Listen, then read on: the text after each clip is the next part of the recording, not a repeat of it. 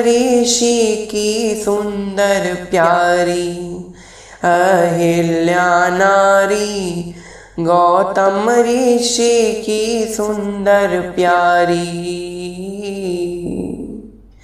बुरी नजर इंद्र ने डाली, बुरी नजर इंद्र ने डाली, शाप लगा अति भारी, अहिल्या नारी गौतम ऋषि की सुंदर प्यारी, अहिल्या नारी गौतम ऋषि की सुंदर प्यारी।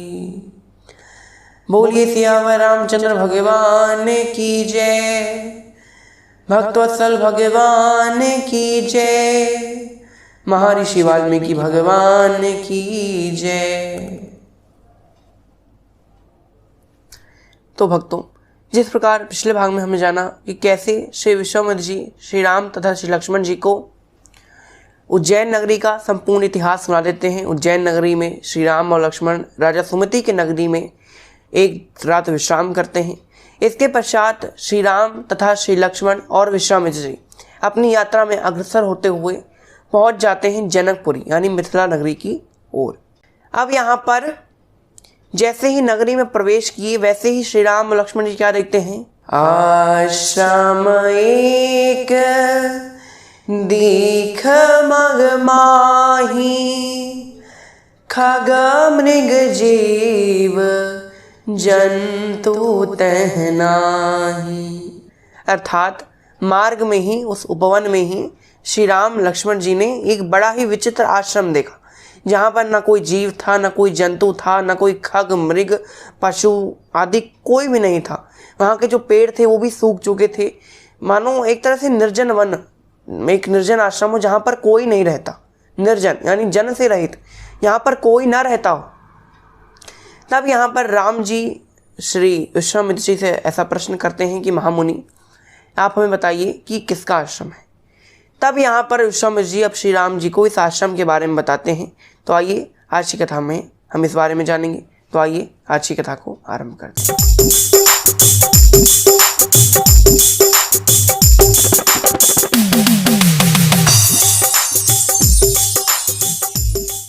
यहाँ पर अब विश्वामित्र जी उस आश्रम का इतिहास वर्णन करना आरंभ कर देते हैं। विश्वामित्र जी कहते हैं कि राम और लक्ष्मण, ये जो निर्जन आश्रम तुम देख रहे हो ना, जहाँ पर तुमको न खग मृग जीव जंतु पशु पक्षी कुछ नहीं दिख रहा, ये आश्रम पहले बड़ा ही अच्छा हुआ करता था, बड़ा ही मनोहर, बड़ा ही अनुपम दृश्य था। यहाँ का बड़े बड़े पक्षी यहाँ पर कलरव किया करते थे, यहाँ के जो पेड़ पौधे थे बड़े ही सुंदर थे। यहाँ पास में ही एक जलाशय था जो आज सूख चुका है। तब राम जी पूछते हैं, मुनि ऐसा क्यों हुआ? महामुनि हमें बताइए कि आखिर ऐसा क्या हुआ कि यहाँ पर इतना सूखा पड़ गया, यहाँ पर सारे पेड़ पौधे सूख गए, जीव जंतु खग मृग कुछ नहीं दिखता यहाँ पर। तब यहाँ पर विश्वामित्र जी बताते हैं कि राम और लक्ष्मण, ये जो निर्जन आश्रम तुम आज देख रहे हो, ये कभी श्री महामुनि गौतम का आश्रम हुआ करता था। गौतम ऋषि और अहिल्या माता इस आश्रम में रहा करते थे।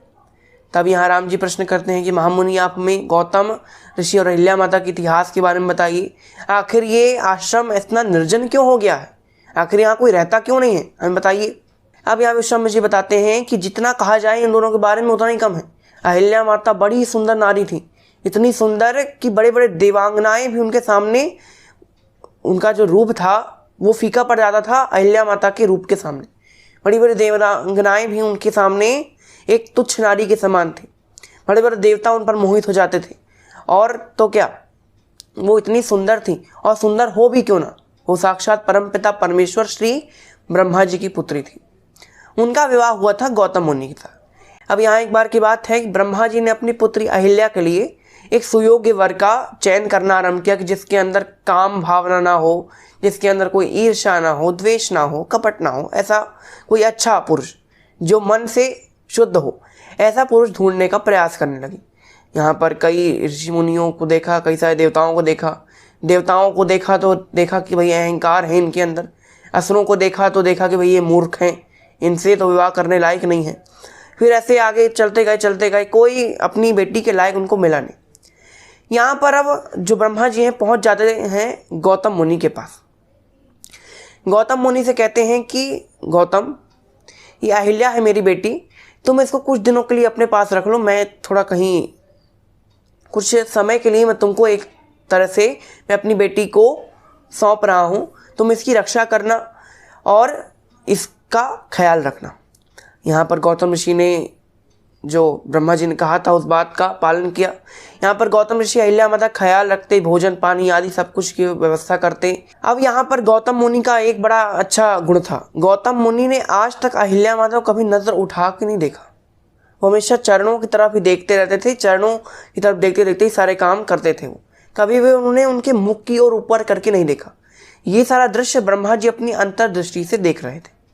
ब्रह्मा जी जान गए कि ऐसा ही पुरुष मेरी बेटी के लिए सुयोग्य है, जिसके अंदर काम भावना नहीं है, जो पर नारी को उसके पिता से दूर रहकर, मतलब जो उसका पिता जिस नारी का दूर है उस पर नारी को आंख उठाकर भी ना देखे, ऐसा पति मुझे चाहिए जो मेरी पुत्री के लिए सुयोग्य। तब यहाँ ब्रह्मा जी ने अहिल्या माता और गौतम मुनि का विवाह करा दिया। ब्रह्मा जी आते हैं, गौतम ऋषि कहते हैं कि मैं बहुत प्रसन्न हूँ तुम्हारे इस दृढ़ जो संकल्प है, इस दृढ़ संकल्प से मैं बहुत प्रसन्न हूँ। आज से मैं अपनी पुत्री अहिल्या का हाथ तुम्हारे हाथ में देता हूँ। यहाँ श्री ब्रह्मा जी कन्यादान करते हैं। इसके पश्चात अहिल्या माता और गौतम ऋषि का विवाह हो जाता है। यहाँ पर अब गौतम मुनि की और भी कथाएं हैं कि आखिर त्र्यंबकेश्वर नामक ज्योतिर्लिंग की कथा हमने बताई थी। उसमें हमने बताया था कि त्र्यंबकेश्वर नामक ज्योतिर्लिंग गौतम मुनि के द्वारा ही स्थापित किया गया है। गौतम मुनि ने भगवान श्री शिव से प्रार्थना की थी, तब यहाँ पर भगवान श्री शिव त्र्यंबकेश्वर नाम से महाराष्ट्र में स्थापित हुए थे। यहाँ पर महाराष्ट्र में स्थापित हुए थे। बाद में फिर गौतम ऋषि ने अपना स्थानांतरण करके आ गए थे, मिथिला नगरी के पास रहने लगे थे। यहाँ पर अब मिथिला नगरी में रह रहे थे। यहाँ पर अब विश्वामित्र जी कहते हैं कि राम, अब ध्यान पूर्वक सुनना। अब मैं तुम्हारे उस प्रश्न का उत्तर देने वाला हूँ कि आखिर ये जो उपवन है, ये जो वन है, एक ये जो आश्रम है, ये निर्जन क्यों है, यानी यहाँ कोई रहता क्यों नहीं है, तो ध्यान पूर्वक सुनो। अब यहाँ पर विश्वामित्र जी कहते हैं कि एक बार की बात है, जैसा कि मैंने तुमसे पूर्व में ही कहा कि ये अहिल्या नारी जो थी गौतम ऋषि की पत्नी, वो बड़ी सुंदर थी। इनको देखकर बड़ी बड़ी देवरांगनाएं जल जाती थी, यानी ईर्ष्या करती थी इनसे, और बड़े बड़े देवतागण वो इनकी सुंदरता को देखकर मोहित हो जाते थे। और इसी के कारण आज ये वन निर्जन है, आज ये आश्रम यहाँ पर कोई नहीं रहता। क्योंकि एक बार की बात है कि जो इंद्र थे, उनकी जो नियत थी वो इन अहिल्या नारी पर आ गई थी, यानी इंद्र के मन में इनके प्रति प्रेम भाव जागृत हो गया। यहाँ पर इंद्र ने एक बार क्या किया, एक बार की बात है, रात का समय था 12 बजे। यहाँ इंद्र ने रात को 12 बजे क्या किया, कैसे भी करके अपने किसी साथी को लेकर आया वो रात के समय अहिल्या नारी के इस आश्रम के पास, और उससे कहा कि तुम एक मुर्गे की आवाज़ निकालो। उस व्यक्ति ने, जो इंद्र के साथ आए थे, उन्होंने मुर्गे की आवाज़ निकाली। यहाँ पर गौतम ऋषि का एक नियम था सदा का कि जब सुबह हो जाती थी, जैसे ही मुर्गे ने बांग दी, वैसे ही ऋषि जो थे सुबह उठकर गंगा माता के तट पर पहुँच जाते थे, यानी गंगा स्नान किया करते थे। यहाँ पर जैसे ही उस व्यक्ति ने, जो इंद्र के साथ आए हुए थे, जो देवता जो भी रहे होंगे, उन्होंने मुर्गे की आवाज़ निकाली। यहाँ मुर्गे की आवाज़ सुनते ही गौतम मुनि उठ गए। उन्होंने कहा अरे सुबह हो गई, प्रातःकाल हो गया। उन्होंने हाथ जोड़े, ऐसे अपने हाथ, पहले तो भगवान को नमन किया, इसके पश्चात अपने हाथ खोले और फिर कराग्रे वस्ते लक्ष्मी, कर मध्य सरस्वती, कर मूले तो गोविंदम, प्रभाते कर दर्शनम, यानी जो भी सुबह का कार्य होता है वो सब किया। इसके पश्चात उठकर अब कमंडल लेकर और अपनी समिधा वगैरह लेकर चल दिए गंगा के तट पर। यहाँ पर जब गौतम मुनि चले गए गंगा के तट पर, यहाँ पर इंद्र को अच्छा मौका मिला। यहाँ इंद्र जी पहुँच जाते हैं गौतम मुनि का वेश बनाकर गौतम मुनि के ही आश्रम में। यहाँ पर आश्रम में अब अहिल्या माता अकेली थी। यहाँ पर जैसे ही इंद्र गौतम मुनि का वेश बनाकर आए, यहाँ पर अब उन्होंने कहा कि अहिल्या देवी, मैं तुम्हारे साथ रमण करना चाहता हूँ। अहिल्या जी समझ गए कि ये मेरे पति तो हो नहीं सकते, क्योंकि मेरे जो पिता थे ब्रह्मदेव, उन्होंने क्या देख के मुझे पति चुना था, क्या देख के इन्होंने मुझे ये पति दिया था कि इनके अंदर काम भावना नहीं है, और वो भी सुबह का समय है, भगवान की पूजा अर्चना का समय है। हर चीज़ के लिए भगवान ने समय निर्धारित किया है, सुबह शाम का समय भगवान की पूजा का है। तो ये पूजा के समय, स्नान करने के समय ये सब काम तो करेंगे नहीं, मुझे इतना भरोसा है, तो ये मेरे पति तो नहीं हो सकते। अहिल्या माता को ये विश्वास हो गया, लेकिन फिर भी पति के रूप में इंद्र आए थे, तब अहिल्या माता यहाँ कुछ कह नहीं पाती। यहाँ इंद्र अहिल्या माता के साथ जबरदस्ती करना आरंभ कर देते हैं। यहाँ पर अब जो गौतम मुनि थे पहुँच जाते हैं गंगा के तट पर। यहाँ जैसे ही कमंडल में पानी भरा, गंगा माता ने कहा, अरे ये रात के समय मुझे कौन जगा रहा है? किसकी इतनी हिम्मत हो गई जो आधी रात के समय यानी मध्य रात्रि में गंगा को जगाने का प्रयास कर रहा है? ये जानता नहीं है कि गंगा अगर उफान आ गया गंगा में तो सारा विश्व डूब जाएगा और डुबा दूंगी। यहाँ पर गौतम ऋषि ने कहा, अरे मैया, अरे गंगा माता, हम तो रोज सुबह सुबह आपके यहाँ आते हैं स्नान करने के लिए, आज आपको क्या हो गया? हम तो रोज सुबह जैसे मुर्गे ने मांग दी वैसे ही हम कमंडल और समिधा लेकर आपके पास आ जाते हैं स्नान करने के लिए। आज अगर हम आए हैं तो क्या बात हुई? गंगा माता ने कहा कि तेरे साथ छल हुआ है गौतम, तुझे इंद्र ने छला है, तेरी नारी को इंद्र ने छला है। इंद्र ने एक व्यक्ति को मुर्गा बनाकर बांग लगवाई और तुझे भ्रमित किया है तेरी नारी को छलने के लिए और तुझे छलने के लिए। तू जल्दी जा, तेरी नारी संकट में है।